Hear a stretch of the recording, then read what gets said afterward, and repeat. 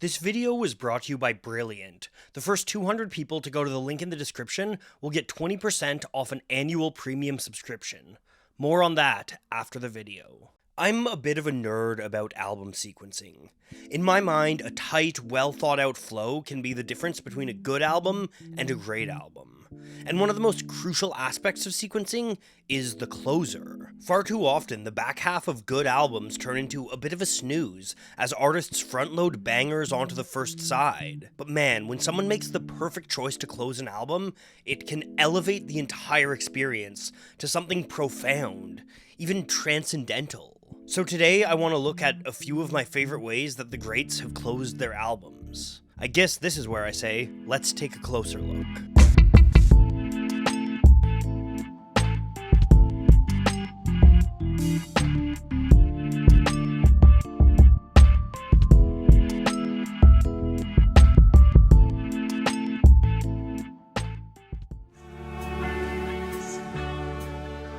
This is probably the most straightforward way to close an album, but it also might be the most difficult. Climactic songs are big, dramatic pieces, or sometimes even multi-song suites that sum up all of the lyrical and musical themes of the album. Think of Dark Side of the Moon, where Pink Floyd tie a knot around the entire concept of the modern world and madness with brain damage before erupting into Eclipse, a dramatic conclusion that brings the album home and finishes off with one last return to the album's recurring lyrical themes.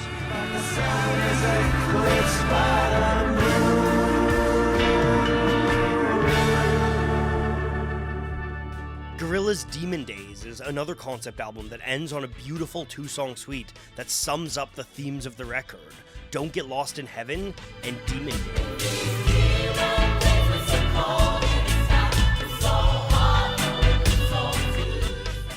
Or how about Rock and Roll Suicide, from David Bowie's Rise and Fall of Ziggy Stardust and the Spiders from Mars? That song brings the album's loose concept home with a glorious homage to vintage rock and roll and a cosmic message of hope and love.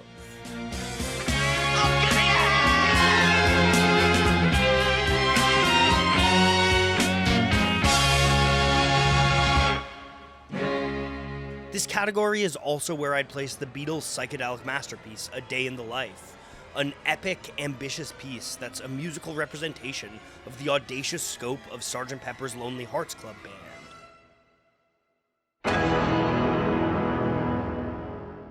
I'd also probably put the Beatles' medley from Abbey Road into this category. Honestly, that medley almost seems like a climax to their entire career. It's a deeply experimental piece brimming with some of the greatest pop hooks you'll ever hear that culminates in a profound message about love.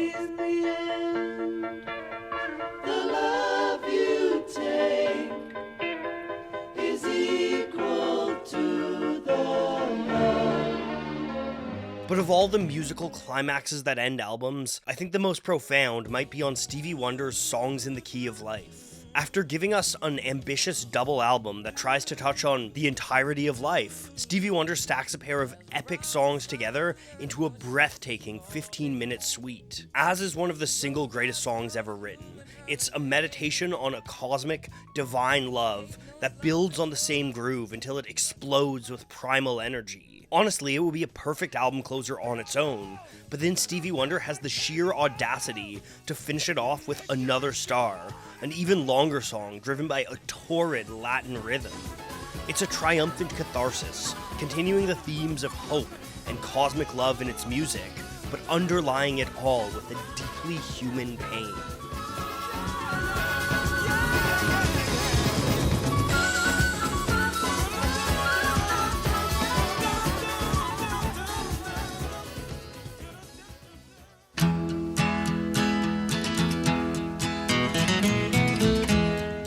As wonderful as climactic conclusions are, they're not right for every album.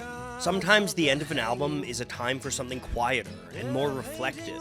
This approach is a go-to for Bob Dylan, who finishes some of his greatest albums with beautiful, deeply personal pieces of melancholy. The most famous of these might be the sprawling Desolation Row, but there's also Sad-Eyed Lady of the Lowlands, a 10-minute elegy to Dylan's then wife Sarah. With your mercury mouth the missionary times.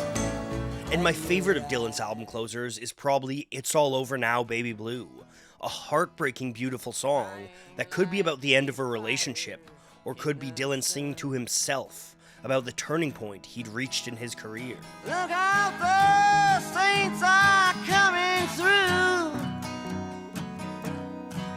and it's all over now, baby blue.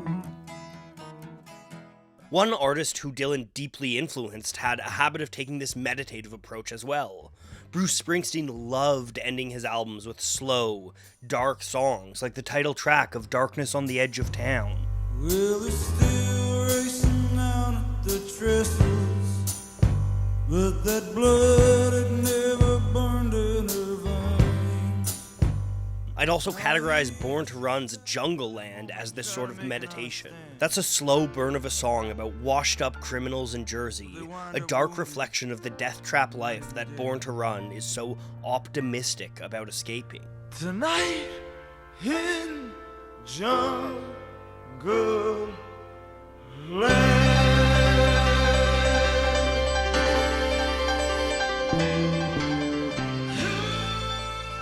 And then there's Nirvana's All Apologies, which does come with a bit of an asterisk. Non-American versions of In Utero ended with a secret track, a loose jam called Gallons of Rubbing Alcohol Flow Through the Strip. But I think for our purposes, it's fair to call All Apologies the closer of In Utero, and it fits perfectly in our meditation category. All Apologies is a sad, quiet piece where Kurt Cobain reflects on the pressures of fame, offering what might be a sarcastic apology to those who demand the world of him. What else should I be? All apologies. What else could I say? Everyone's gay. Yet our best trained, best educated, best equipped, best prepared troops refuse to fight. Sometimes looking inward isn't enough. Sometimes art is about looking outward, trying to inspire people to create change in the world. In these situations, artists will often leave an album with a song that tries to inspire that change, a piece that calls for action in the real world. Public Enemy's Fear of a Black Planet is an hour-long statement about institutionalized racism in the United States, and it closes with a singular call to action. Fight the power. 89 the number, another summer. Sound of the funky drummer, music hitting your heart, cause I know you got soul. Hey, listen if you're missing, y'all, swinging while I'm singing. In a similar vein, Rage Against the Machine finish off their explosive self-titled debut with Freedom, a song that challenges the hypocrisy of American ideals of freedom. The video of that song serves as a clear call to action, raising awareness of indigenous issues in the United States and the persecution of activist Leonard Peltier. Come on!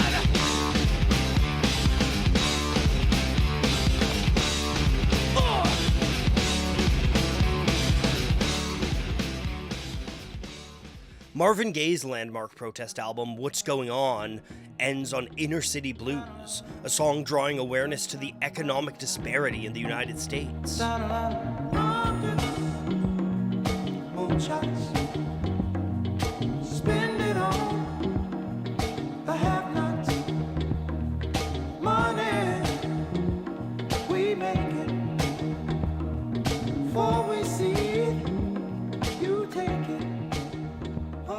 But not all calls to action need to be so heavy. Bob Marley's Exodus finishes on a clear call to action with his medley of One Love and People Get Ready. That song is both a political and a religious call, challenging everybody to get together and feel all right. Let's get together and feel all right. Hear the children crying. One love. Hear the children crying. One heart. Saying, give thanks and praise to the Lord, and I will feel all right. And I think one of the most powerful calls to action in recent memory is Beyoncé's Lemonade. After an intense album about feminism and black pride, Beyoncé closes on Formation, a song that explicitly challenges black women everywhere into political action. Okay, ladies, now let's get information. I say, okay, ladies, now let's get information. I say, prove to me you got some coordination. I say, slide trick, are you getting? These three methods aren't the only ways of ending albums, and this video is by no means meant to be a comprehensive look at great album closers. So I'd love to hear from you. What are some of your favorite album closers? Do they fit into these categories? Or can you think of some other categories that might encapsulate some of the great closers in music history?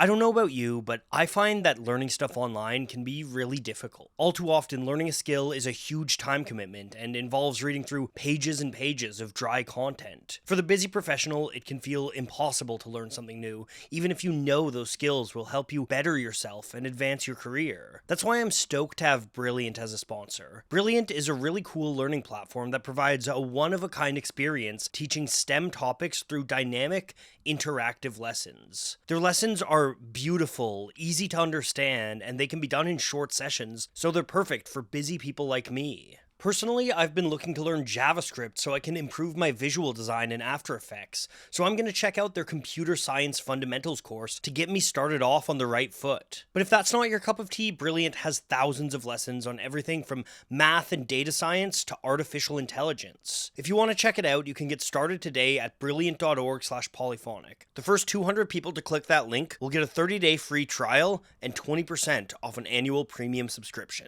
Following that link is a great way to support my channel, and it's also a great way to advance your own learning goals and better yourself as a person. And hey, thanks for watching.